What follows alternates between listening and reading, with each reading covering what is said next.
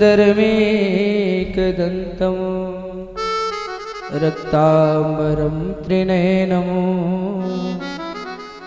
परं पवित्रम् उद्वद्दिवाकरकरोज्ज्वलकायकान्तं विघ्नेश्वरं सकलविघ्नहरं नमामि। कृष्णाय वासुदेवाय हरये परमात्मने प्रणतक्लेशनाशाय गोविन्दाय नमो नमः। नमः पंकजनाभाय नमः पंकजमालिने नमः पंकजनेत्राय नमस्ते पंकजांघ्रे।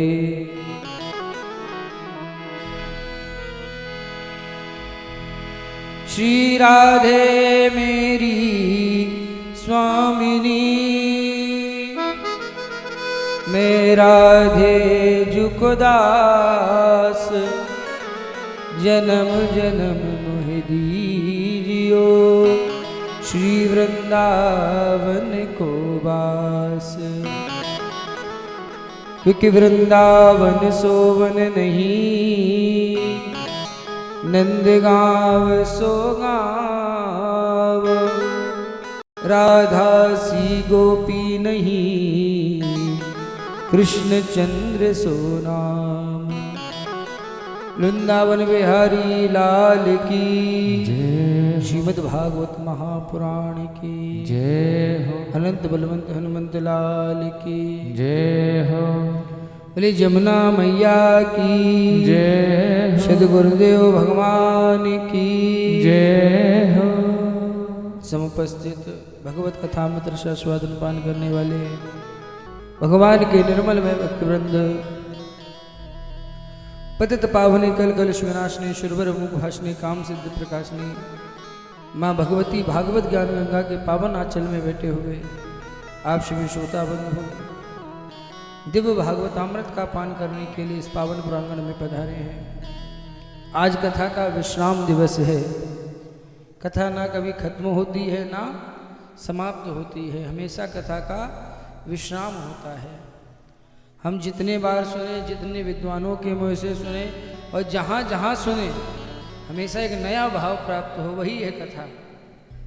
छड़े छड़े नवता मुपैती तदैव रूपम रमणीयताया। तो आइए उसी विश्राम दिवस की ओर हम लोग बड़े प्रेम से भाव से भगवान के नाम को गाएंगे।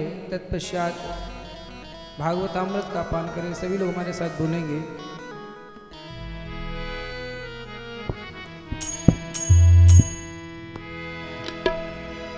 हरि शरणम। ये महामंत्र है। जब भी बैठा करो भाव से कहा करो और गाया करो हरि शरणम हरि शरणम हरि शरणम हरि शरणम हरि शरणम हरि शरणम हरि शरणम हरि शरणम हरि शरणम हरि शरणम हरि शरणम हरि शरणम प्रभु शरणम प्रभु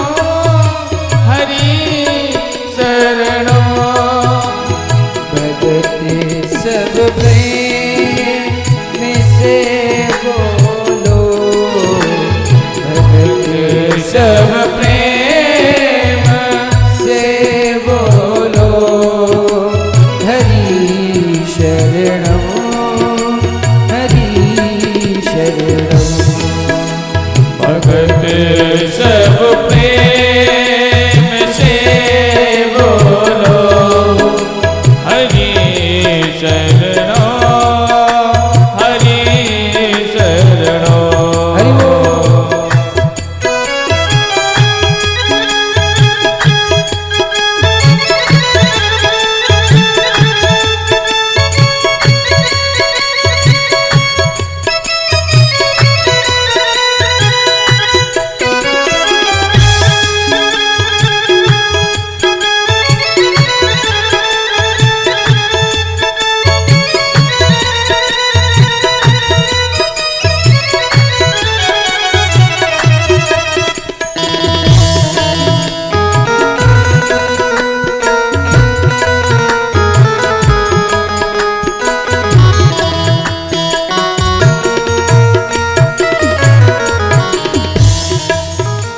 भरे दरबार में जब द्रौपदी की लाज जाती थी, भरे दरबार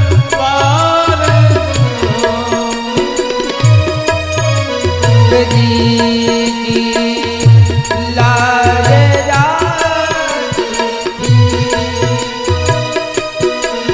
भरे दरबार में जब द्रौपदी की लाज जाती थी, हरे दरबार में द्रौपदी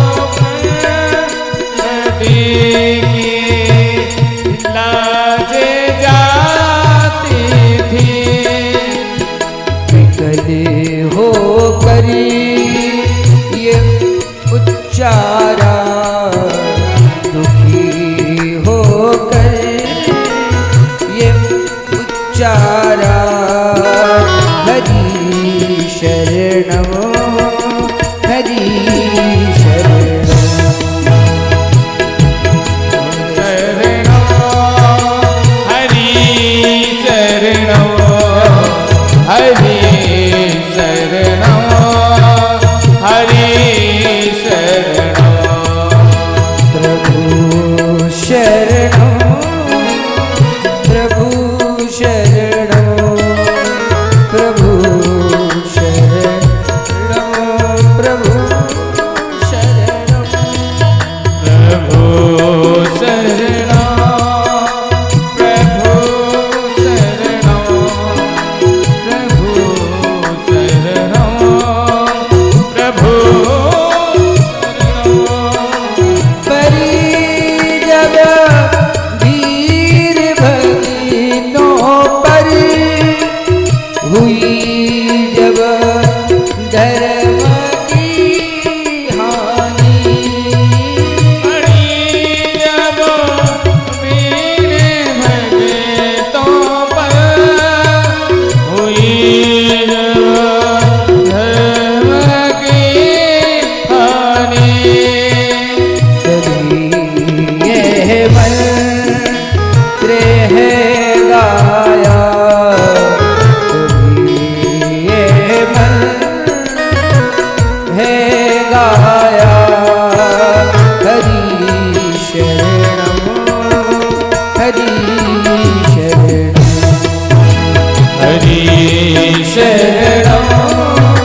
हरि शरणो हरि शरणो हरि शरणो हरि शरणो प्रभु शरणम प्रभु शरणम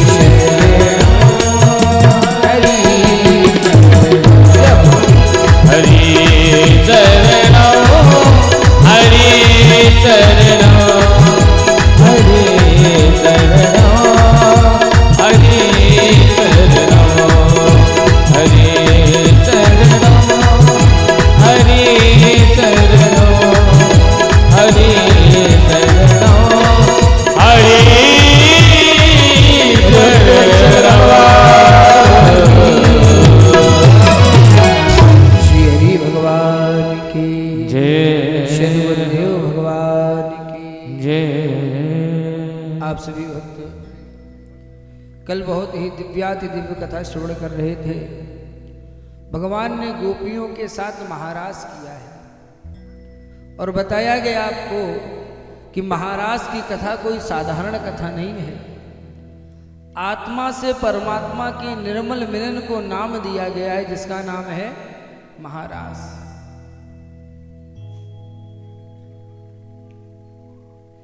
इसके बाद बड़ी सुंदर चर्चा आती है।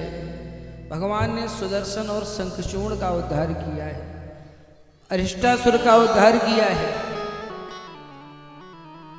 कहते हैं कि कंस ने जब से सुन रखा है कि देवकी का 8वां लाल हमें मारेगा, तब से कंस को हर काली चीज में भगवान कृष्ण दिखाई दे रहे हैं। अब भाव कोई भी हो, लेकिन दिन रात भगवान को याद करता है। निज प्रभु में देखहि जगत के ही सने करे विरोध।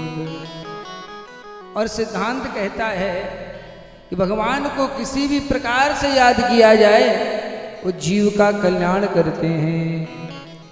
कहते तुलसी अपने राम को रीज भजो चह खीज, खेत परे को जमे गो उल्टो सीधो बीज। किसी भी प्रकार से भगवान को याद किया जाए वो जीव का कल्याण करते हैं। तो कंस को हर काली चीज में भगवान कृष्ण दिखाई दे रहे हैं। एक दिन क्या हुआ, मथुरापुरी में वीणा की ध्वनि सुनाई देने लगी। नारद जी का आगमन हुआ है। श्रीमन नारायण नारायण नारायण, श्रीमन नारायण नारायण नारायण, श्रीमन नारायण नारायण नारायण, श्रीमन नारायण नारायण नारायण, भजमन नारायण नारायण नारायण, नारायण नारायण नारायण, लक्ष्मी नारायण नारायण नारायण, लक्ष्मी नारायण नारायण नारायण, लक्ष्मी नारायण नारायण नारायण। कृष्ण भगवान की।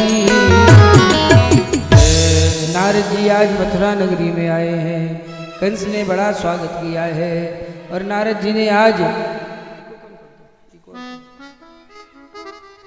नारद जी ने कहा, ये बताओ कंस, तुम्हें मालूम है देवकी का 8वां लाल अभी मरा कि नहीं मरा? कंस ने कहा, अभी हमें जानकारी नहीं है। नारद जी ने कहा, बिल्कुल नहीं मरा, वो भी जीवित है। अब कंस को लगा, नारद जी से कहा, महाराज हमने तो बड़े बड़े दैत्यों को भेजा, लेकिन आज तक सूचना कोई नहीं मिली कि कृष्ण को कुछ हुआ हो। सूचना यही मिलती है कि उन दैत्यों का ही सीताराम हो गया।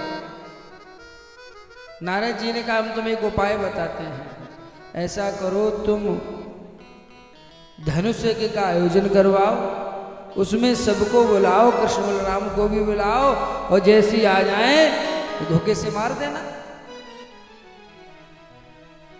विचार करना, नारद जी कौन है? नारद विष्णु भगत पुण्य ज्ञानी। नारद जी भगवान के भक्त और षड्यंत्र क्या रच रहे हैं? बताओ, क्या नारद जी का यही भाव है, भगवान को मारने का भाव है? ऐसा नहीं है। नारद जी जानते हैं कंस की मृत्यु अभी दूर है, कंस की मृत्यु को उसके सर पे ही बुलाया जाए। तो कंस ने कहा, ठीक है ना महाराज, लेकिन ये बताओ लेने कौन जाएगा? ले अक्रूर जी को भेजो, अक्रूर जी चाचा लगते हैं। और बीणा उठाई, भगवान कृष्ण के पास आए और कहा, ये बताओ कन्हैया, क्या कंस मर गया? देखिए लीला, देखिए, कंस से कहते कन्हैया मर गया और कन्हैया से कहते कंस मर गया। भगवान कृष्ण ने कहा नारद जी से, हे नारद जी महाराज, हम मारने वाले होते कौन हैं? राम न मारे काहू को, ना हत्यारे राम अपने ही से मर जाते हैं कर कर खोटे काम। आज कंस ने अक्रूर को बुलाया, कहा तुम्हें कृष्ण बलराम को लेकर के आना है।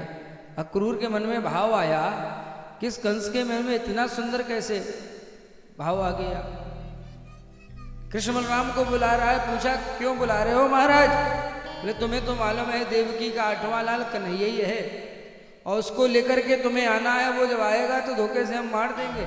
तो अक्रूर ने मना कर दिया, बोले हम तुम्हारे इस गलत काम में साथ नहीं देंगे। तो कंस ने तलवार निकाल ली, कहा कन्हैया तो बाद में आएगा लेकिन तुम्हारा सर पहले धड़ से अलग होगा। तो आज अक्रूर ने सोचा कि मरना तो है ही है। जैसे मामा मारीच के पास जब पहुंचा रावण, तो मामा मारीच ने बड़ी पूजा की रावण की, पूछ दिया कैसे आना हुआ। तो रावण ने कहा सीता हरण करना है। तो मारीच ने मना कर दिया। पर नारी हरने से रावण कुल में कलंक लग जाता है, करना है शुभ कर्म करो पर नारी का हरना ठीक नहीं। तो रावण ने कहा सीता हरण बाद में होगा मामा, पहले तुम्हारा मरण होगा। तो मारीच ने सोचा मरना है ही है तो दुष्ट कलही कामी कुटिल रावण के हाथों से क्यों मरो, राम के हाथों से मरो।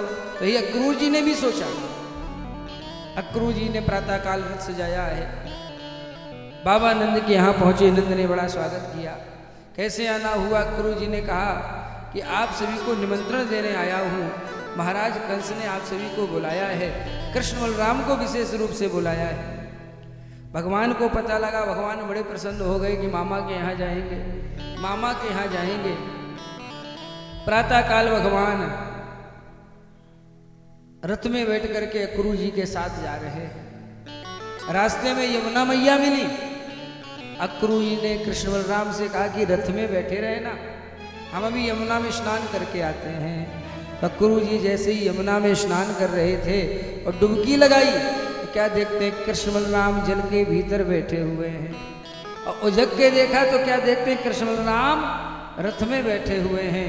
यहाँ वहाँ दुई बालक देखा, दोनों जो कृष्ण बलराम दिखाई दिए। समझ गए अक्रूर कि कृष्ण कोई साधारण नहीं है, कंस इनका कुछ बिगाड़ नहीं सकता।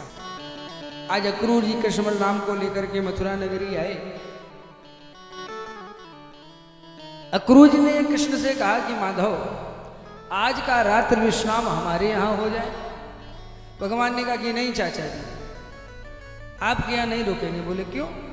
बोले हमारा निमंत्रण मामा जी के यहाँ से आया है, कंस मामा के यहाँ से आया है, तो पहले हम वहाँ जाएंगे। और नियम भी है, अगर आपकी एक गांव में 4-5 रिश्तेदारियां हो तो उसके यहाँ सबसे पहले जाओ जिसके यहाँ से निमंत्रण पत्र आया है, यानी अपना सामान वगैरह उसके यहाँ, फिर माल चाहे जहाँ खाओ, ये भी नियम है। तो भगवान आज वहीं मथुरा में निवास कर रहे हैं। प्रातः काल हुआ, सखाओं के संग मथुरा नगरी देखने के लिए निकले हैं। और जैसे ही मथुरा नगरी में भ्रमण कर रहे हैं, भगवान के सखा भी भगवान के साथ में हैं। तो क्या देखते हैं, सखाओं ने भगवान से कहा कि हे माधव, हम लोग गांव के ग्वारिया हैं, हम लोग मामा के यहाँ आए हैं, ममाने आए हैं, ना कोई पोजीशन है, ना कोई वस्त्र अच्छे है, ना कोई व्यवस्था है। तो भगवान ने कहा दिक्कत क्या है, वस्त्र चाहिए? सखाओं ने कहा बिल्कुल चाहिए महाराज। तो भगवान ने कहा चलो आगे व्यवस्था करते हैं। रजकम कुच्चिदायांतम रंगकारं गदाग्रजा। भगवान जब आगे बढ़े तो एक रजक का घर दिखाई दिया। भगवान ने बुलाया बड़े ऊंचे स्वर में, ए धोबी मामा। पहले तो वो बोला नहीं, भगवान ने फिर बुलाया, ए धोबी मामा। और वो पास में आया धोबी। भगवान ने कहा ये जो वस्त्र है ना मामा जी, ये हमें पहनने के लिए दे दो। तो आज वो धोबी, कंस का धोबी, बड़ा क्रोध में आ गया। भगवान से कहने रजकम कच्चिदायांतम रंगकारम कदाकृजा, तुम राजा महाराजाओं के कपड़े पहनना क्या जानो, भाग जाओ यहां से। भगवान ने कहा कि दे दो कपड़े। धोबी ने कहा और अपने साथियों को बुलाया, कहा जिस काम के लिए महाराज ने बुलाया है वो काम हम ही किए देते हैं। और अपने साथियों से कहा पकड़ो इन ढीठे बालकों को, पेड़ों से इनको बंधवा दो। पकड़ो इन ढीठे बालकों को, पेड़ों से इनको बंधवा दो। दो चार तमाचे लगवा कर खातिर से वापस करवा दो। दो चार तमाचे लगवा खातिर से वापस करवा दो। पकड़ो इन ढीठ बालकों को, पकड़ो इन ढीठ बालकों को, पेड़ों से इनको बंधवा दो। पेड़ों से इनको बंधवा दो। दो चार तमाचे लगवा कर खाते से वापस करवा दो। दो चार तमाचे लगवा कर हमें से वापस करवा दो।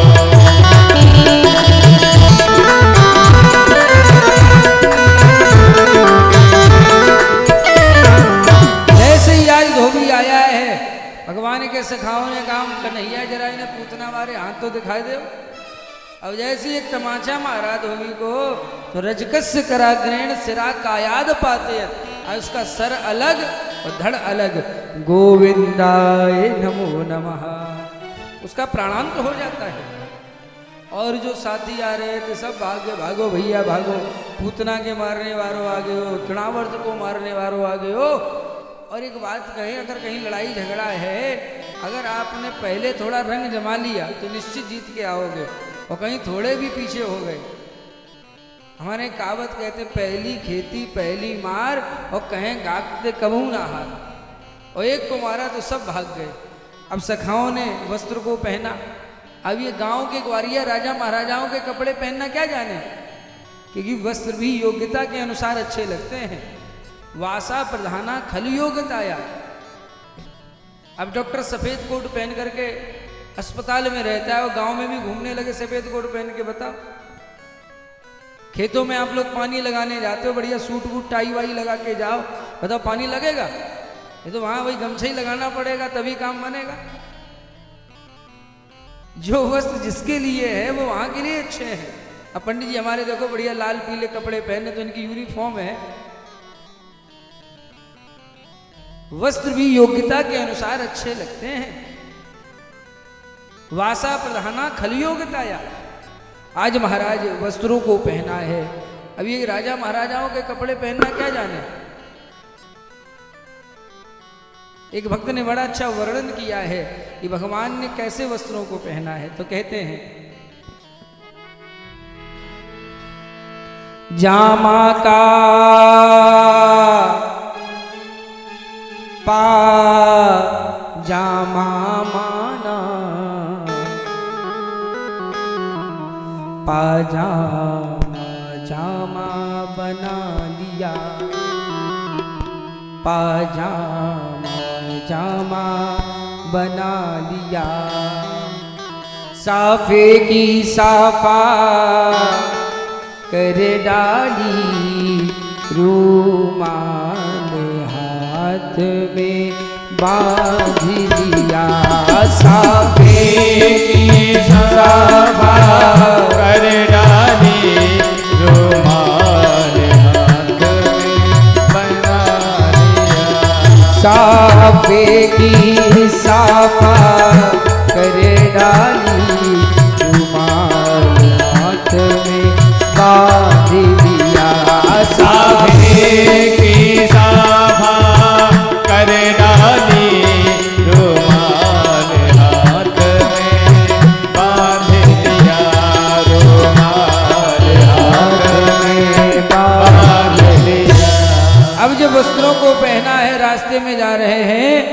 तो कहते हैं रास्ते की धूल साफ होती चली जा रही है। छोटे छोटे से बालक और राजा महाराजाओं के कपड़े पहने। तो एक वायक नाम का दर्जी रहता है जिसने भगवान को झरोखे से बुलाया है। अब भगवान के आज वस्त्रों को काट छांट करके बड़ा सुंदर बना दिया। कहते हो तो ये हैं, ये वही दर्जी है जिसने रामावतार में राम जी के विवाह में राम जी के वस्त्रों को सिला था।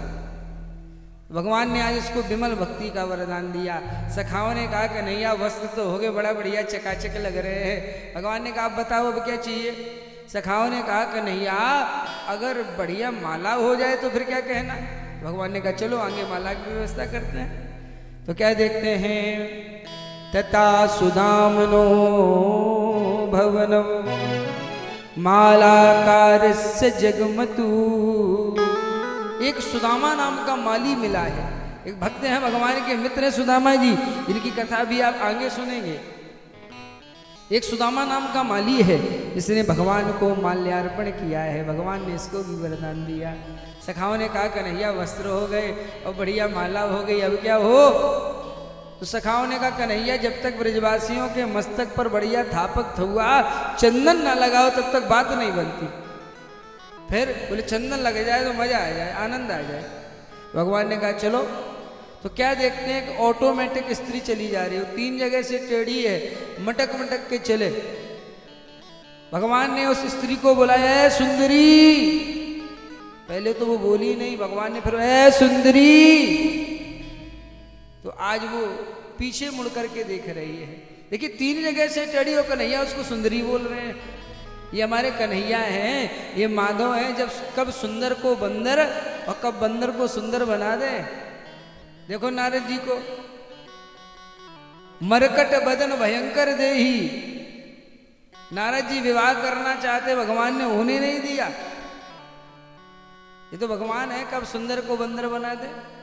ए सुंदरी, आज वो पास में आई है। भगवान ने उस स्त्री से उसका परिचय पूछा है कि देवी तुम कौन हो, कहाँ जा रही हो। उसने बड़ा सुंदर परिचय दिया भगवान को। क्या कह रही है, दासस्मि हम सुंदर कंस सम्मता त्रिवक्र नामा हनुलेप कर्मणि मदभावितम भोजपते रति प्रियमो विना युवाम को न्यतमस्त दरहते। दासस्मि हम, मैं कंस की दासी हूँ। नाम क्या है, बोले 3 जगह से टेढ़ी होने के कारण लोग हमें त्रिवक्रा भी कहते हैं। कोई हमें कुब्जा कहता है, कोई हमें सैरंध्री कहता है। बोले करती क्या हो, बोले मदभावितम भोजपते रति प्रियम। बोले मेरे हाथ का घिसा हुआ चंदन महाराज कंस पसंद करते हैं, हम उनको चंदन लगाती हैं। तो भगवान ने कहा ऐसा है, हमेशा महाराज कंस को लगाया, आज हमें भी लगाओ। तो पहले तो आना कहानी की जब स्मरण हुआ कि धोबी का क्या हाल हुआ है, इसने तुरंत भगवान को चंदन समर्पित किया है, सखाओं को चंदन लगाया है। भगवान ने कहा हमें तो चंदन लग गया है, लेकिन एक चीज समझ में नहीं आ रही, ये बताओ तुम्हें कुछ मिला कि नहीं मिला।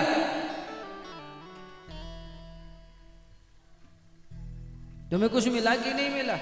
तो कुब्जा ने कहा हमें नहीं मिला अभी। भगवान ने कहा हमारे पास आ। कुब्जा को पास में बुलाया, त्रिवक्रा को पास में बुलाया, उसके पांव के अंगूठे पर अपने पांव का अंगूठा रखा और ठोड़ी में हाथ लगाया, एक झटका लगाया, 3 बार चट्ट चट्ट बोली है और 3 जगह से टेढ़ी सर्वांग सुंदरी बन गई है। ले गोविंद भगवान की जय हो। भगवान और आगे बढ़े तो धनुष रखा हुआ है। भगवान ने करेण बामीन सलील मुद्रितम सज्जम चक्रत्वा निमिखेण पश्यताम तेहि क्षण मध्य कृष्ण धनु तोरा।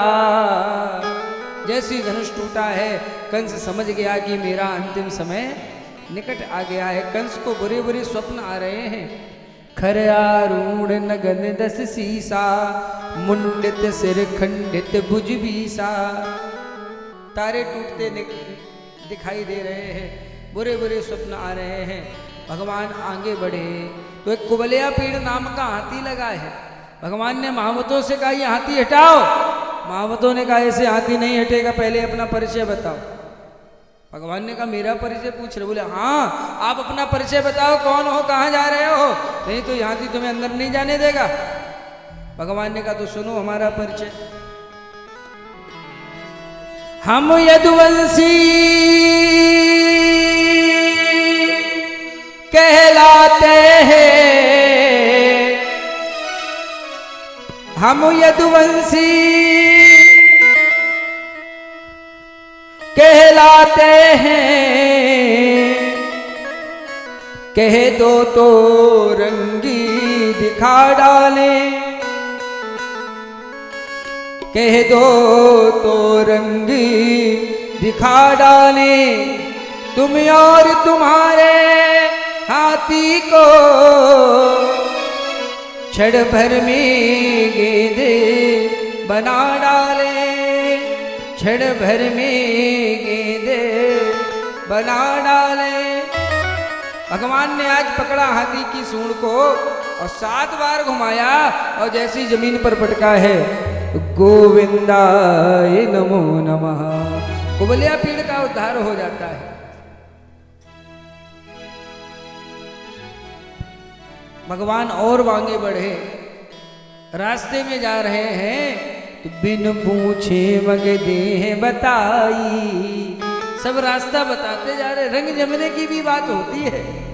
देखो जब हनुमान जी लंका जला करके आए हैं और जब अंगद जी बाद में गए हैं तो राक्षस लंका के इतने भयभीत हो गए हैं कि इतने भयभीत, वो कहते भैया दूर है ना, ये वही वाला बंदर है। रंग जमने की भी बात है। तो भगवान आज रंग भूमि में पहुंचे हैं। जैसे ही पहुंचे तो बड़ी सुंदर आज रंग भूमि सजी हुई है और भागवत में बड़ा अच्छा वर्णन दिया गया है। जब भगवान पहुंचे तो सभी लोग भगवान का दर्शन कर रहे हैं। और कैसे कर रहे हैं? कहते हैं मल्लानाम सनिर्नृणाम नरवरः स्त्रीणाम स्मरो मूर्तिमान गोपानाम स्वजनो शताम क्षितिभुजाम शास्ता सुपित्रो शिशु। कहते रंगभूमि में जो मल्ल थे, पहलवान थे, वो भगवान को मल्ल के रूप में देख रहे हैं। जो स्त्रियां बैठी हैं वो कन्हैया को कामदेव के रूप में देख रही हैं। गोप ग्वाल वाल कन्हैया को अपने मित्र के रूप में देख रहे हैं। माताएं कन्हैया को पुत्र के रूप में देख रही हैं। और कंस रूप किस रूप में देख रहा है? मृत्युर्भोज पते विराट दुष्काम। कंस कन्हैया को साक्षात मृत्यु के रूप में, काल के रूप में देख रहा है। यहाँ पर केवल एक ही बात कहेंगे, जाकी रही भावना जैसी, जाकी रही भावना जैसी, प्रभु मूर्ति देखी तैसी, प्रभु मूर्ति देखी तैसी, जाकी रही भावना जैसी, जाकी रही भावना जैसे, उमादाई जो शिखी की नाई, उमादाई जो शिखी की नाई, सब ही नचावत राम गोसाई, सब ही नचावत राम गोसाई।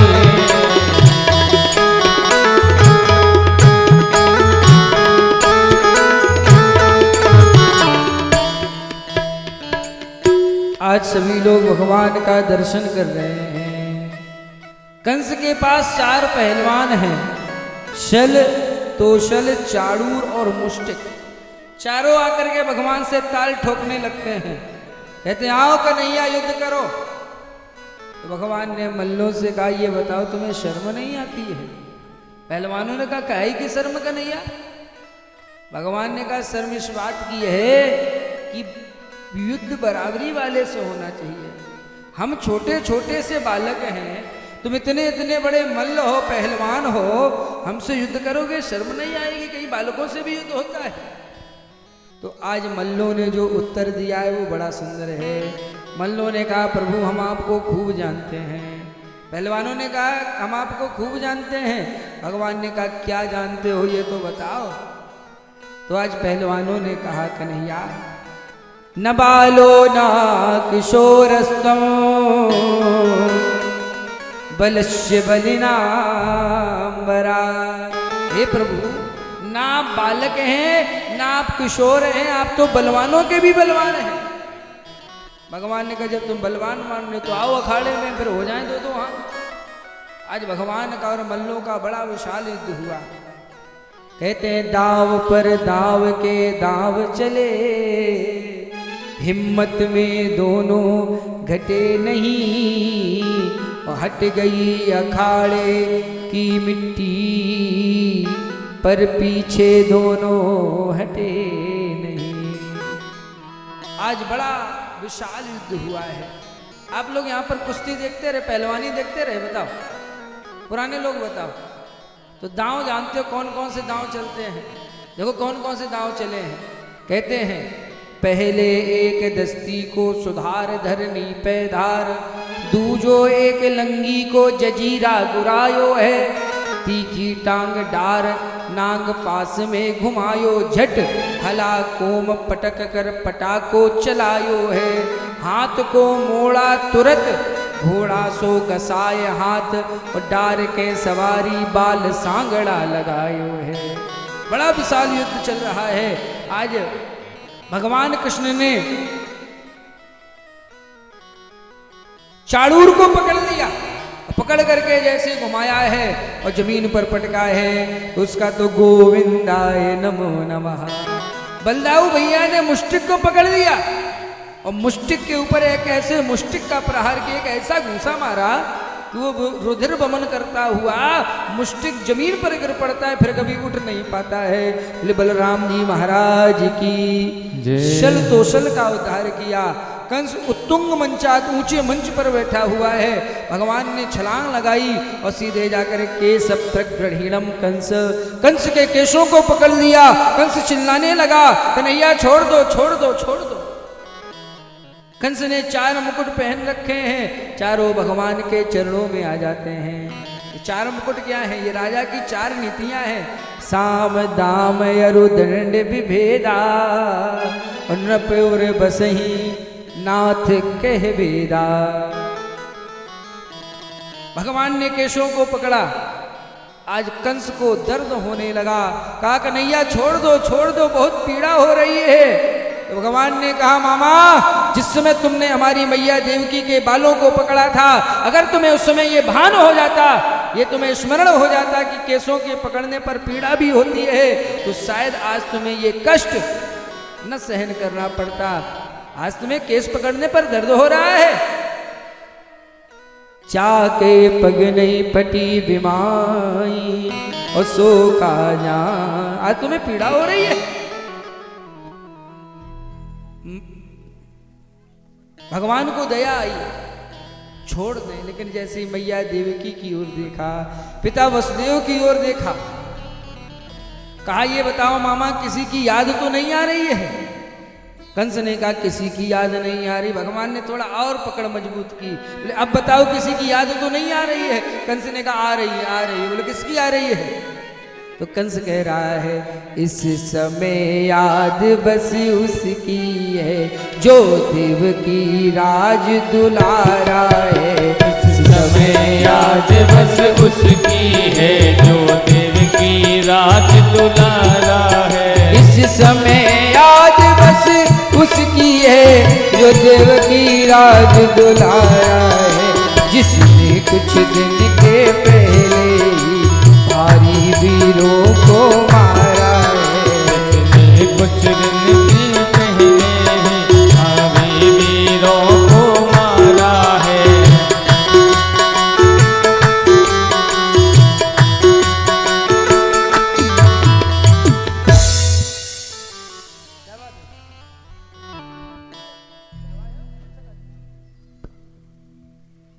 गोविंद भगवान की जय हो। आज भगवान ने क्या किया, कंस को पकड़ा है और जैसे पिता वसुदेव की ओर देखा, मैया देवकी की ओर देखा, क्रोध आ गया है भगवान को, वहीं ऊंचे मंच से पकड़ करके कंस को फेंक देते हैं। और जैसे कंस जमीन पर गिरता है, उस कंस का तो गोविंदाय नमो नमः, उसका प्राणांत हो जाता है। आज कंस की दो पत्नियां हैं, अस्ति और प्राप्ति, ये रोती हुई आ जाती हैं। आज भगवान ने समझाया, कहा मामियों रो नहीं, बोले मामियों रुदन छोड़ो, ये सब मतलब का रोना है, तो शायद तुमको मालूम नहीं, ये हाल सभी का होना है। यत्रा गतस्तत्र गतम मनुष्यम, जो जीव जहां से आया वहां चला गया, कोई मरता जीता नहीं है। प्याऊ पर लोग मिलते हैं, बिछड़ जाते हैं, फिर मिलते हैं, फिर बिछड़ जाते हैं। है कौन मरा किसने मारा, जीवों में जीव समाना है, आखिर कब तलक साथ देगा, ये चोला फटा पुराना है। मामियों को समझाया, नाना उग्रसेन को बंधन मुक्त कराया और मथुरा की गद्दी पर नाना को बैठाया। भगवान चाहते तो मथुरा की गद्दी पर बैठ जाते, कौन रोकने वाला था, लेकिन नहीं, भगवान संदेश देते हैं, जो जिसकी गोद है, जो जिसकी गद्दी है, जो जिसका अधिकार में जो चीज होनी चाहिए वो उसको अधिकार में मिलनी चाहिए। कभी किसी का भाग नहीं खाना चाहिए। अगर किसी का भाग खा रहे हो, बहुत अभागे हो अगर किसी का भाग खाते हो। इसीलिए जो तुम्हारा है उसमें ही संतोष रखो, किसी दूसरे का जब्त करने की कोशिश न करो। हाँ, मेहनत करो, अपनी साधना बनाओ, अपनी मेहनत से जो करो वो है। अब दूसरे का सोचते ये मर जाए तो हमें मिल जाए, तो क्या मतलब ऐसी संपत्ति का। उग्रसेन को गद्दी पर बिठाया, पिता वसुदेव को बंधन मुक्त कराया, मैया देवकी को बंधन मुक्त कराया। अपनी मैया के हृदय से भगवान लिपट जाते हैं और रो रहे हैं। कहा, मैया मैं बड़ा अभागा हूँ, ना ही मैं आपको बाल्यावस्था का सुख दे सका, ना ही मैं आपको किशोरावस्था का सुख दे सका। और जो बालक, समाज को संदेश है, जो बालक सर्वसमर्थ होते हुए भी माता पिता के बहते हुए आंसुओं को पोंछने का प्रयास नहीं करता है, उन्हें नरक में जाना पड़ता है। आज भगवान अपनी मैया देवकी के साथ रह रहे हैं। समय आगे चला, भगवान विद्या अध्ययन करने के लिए जा रहे हैं। कहाँ जा रहे हैं? अवंतिकापुरी उज्जैन गुरु शांदीपनि के यहाँ आज भगवान पहुँचे हैं। वहाँ पे सरहस्यम धनुर्वेदम धर्मान्याय पतंस्तथा, धनुर्वेद सीखा, धर्मशास्त्र सीखे, 64 कलाएं सीखी, रचनी कला, गमनी कला, अवमानी कला, जल तरंगनी कला। और जब विद्या भगवान ने ग्रहण कर ली, यहीं पर एक मित्र मिले जिनका नाम है सुदामा। भगवान ने जब विद्या अध्ययन कर लिया तो गुरु जी के सामने भगवान हाथ जोड़ करके खड़े हुए और कहा, गुरु जी अपनी दक्षिणा बताओ। तो शांदीपन मुनि ने मना कर दिया है। देखिए, भगवान चाहते तो भगवान को क्या जरूरत थी कि जाकर के विद्या ग्रहण करें, गुरु जी के पास जाएं, लेकिन नहीं। शास्त्र कहते हैं, गुरु बिन भवनिधे तरे न कोई, उच्चहि बिरंच शंकर सम होई। कोई भगवान शंकर के जैसा ऐश्वर्यशाली ही क्यों ना हो, लेकिन बिना गुरु के कल्याण नहीं होता है। कहा, गुरु जी अपनी दक्षिणा बताओ। तो संदीपन मुनि ने मना कर दिया, बोले हमें कोई दक्षिणा नहीं चाहिए। अब समाज के लिए संदेश देखो क्या है। संदीपन ने तो मना कर दिया, हमें नहीं चाहिए, लेकिन भगवान से कहा, हम अपनी पत्नी से सलाह कर लें। किससे सलाह कर लें? अपनी पत्नी से। घर में हो सकता है आप बड़े हो, बुजुर्ग हो, लेकिन फिर भी घर में अगर कोई महिला है या घर में कोई सदस्य है तो निर्णय लेने से पहले सभी से कुछ ना कुछ राय मशवरा जरूर लो। तो सांदीपन ने कहा, हमें तो कुछ नहीं चाहिए, लेकिन अपनी पत्नी से सलाह कर ले।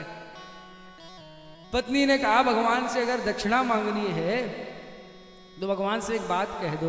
बोले क्या कह दें? बोले ऐसा कह दो भगवान से कि हमारा एक बेटा समुद्र में डूब करके मर गया था, भगवान वो बालक ला करके हमें दे दें। आज भगवान दक्षिणा को पूर्ण करने के लिए समुद्र के पास पहुंचे। समुद्र से कहा क्या मेरा गुरुपुत्र तुम्हारे पास है? तो समुद्र ने मना कर दिया, बोले हमारे पास नहीं है। फिर कहाँ मिल सकता है? समुद्र ने कहा ऐसा है, हमारे अंदर अंतर जल चरा कृष्ण शंख रूप धरो सुरा। शंख के रूप में एक असुर रहता है, दैत्य रहता है, शायद उसने ले लिया हो। भगवान अंदर गए हैं, उस शंकासुर का उद्धार किया, लेकिन गुरुपुत्र नहीं मिला। कहाँ पहुँचे हैं? आज दक्षिण दिशा में संयमनीपुरी यमराज के यहाँ पहुँचे हैं। आज वो बालक यमराज लिए बैठे हैं। यमराज ने भगवान को देखा तो बड़ा स्वागत किया, आओ आओ प्रभु, क्या आदेश है? भगवान ने कहा यम, ये जो बालक है ना तुम्हारे पास, जानते हो ये कौन है? बोले नहीं, मुझे पता नहीं है।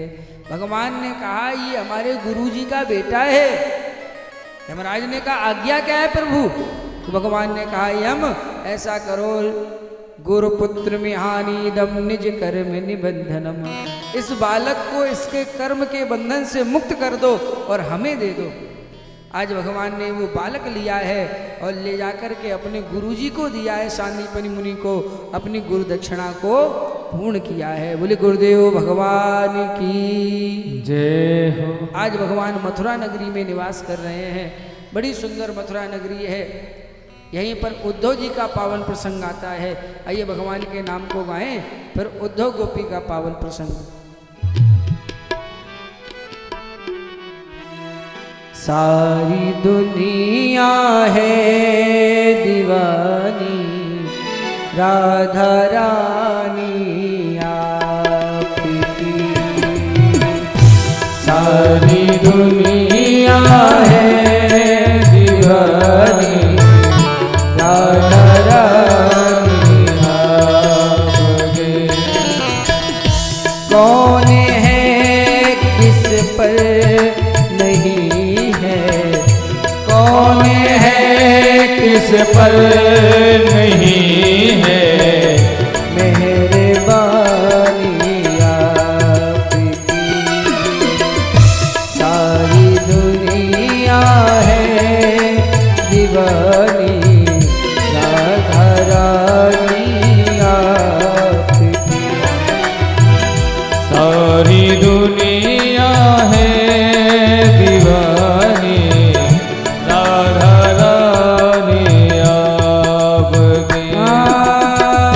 जैसे गंगा यमुना की धारा बहती भूमि पर, जैसे गंगा और यमुना की धारा बहती भूमि पर, ऐसे ही बहती है ममता, ऐसे ही बहती है ममता, राधा रानी आपकी।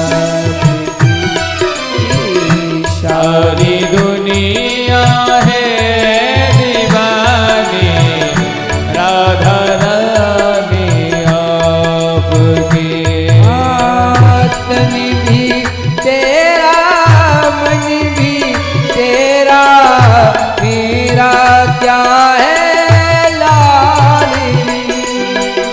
तन भी तेरा, मन भी तेरा, मेरा क्या है लाडली।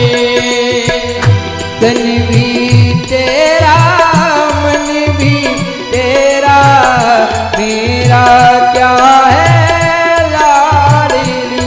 ओ तन भी तेरा, मन भी तेरा, मेरा क्या है लाडली।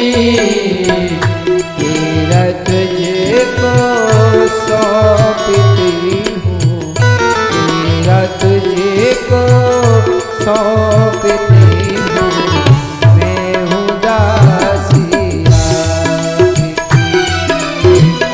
सारी दुनिया दुनिया है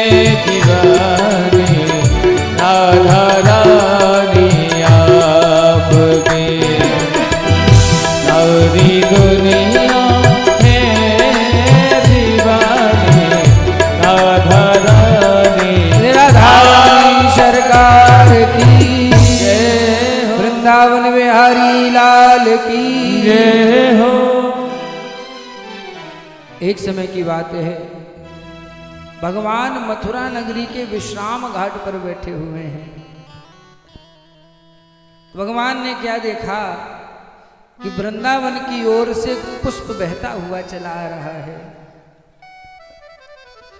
जैसे ही भगवान ने उस पुष्प को देखा तो भगवान को आज मैया यशोदा की याद आ गई, गोप ग्वाल वालों की याद आ गई, गायों की याद आ गई।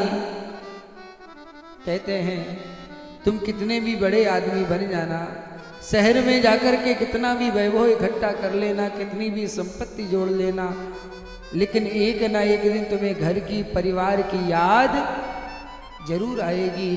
क्योंकि जननी जन्मभूमि से स्वर्गादपि गरीयसी, जननी और जन्मभूमि स्वर्ग से भी बढ़कर होती है। आज भगवान मथुरा नगरी के विश्राम घाट पर बैठे हैं। जैसे पुष्प को देखा तो बड़े दुखी हैं। तो भगवान के मित्र हैं जिनका नाम है उद्धव। वृष्णीना परवरो मंत्री कृष्णस्य दयिता सखा, शिष्यो बृहस्पति साक्षात् उद्धवो ज्ञान सत्तमः। गुरुदेव भगवान की जय हो।